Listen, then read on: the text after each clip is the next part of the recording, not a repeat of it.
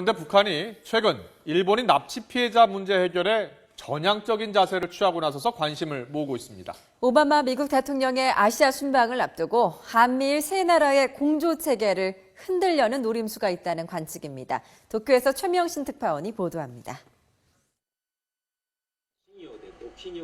TBS와 니온 게자이 신문 등 일본 주요 언론들은 북한과 일본이 지난 5일 극비리에 정부 간 비공식 접촉을 가졌다고 보도했습니다. 일본 외무성의 오노게이치 동북아시아 과장이 상하이를 거쳐 선양에 들어가 북한 측 관계자를 만났다는 겁니다. 특히 이번 접촉에서 북한은 일본인 납치 피해자 문제 재조사에 응하겠다는 의사를 밝힌 것으로 알려져 주목됩니다.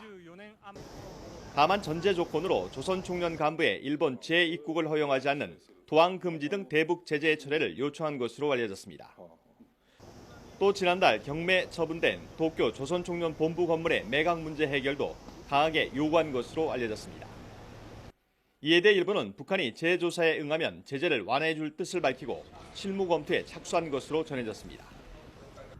일본 정부는 일단 관련 사실을 부인했습니다.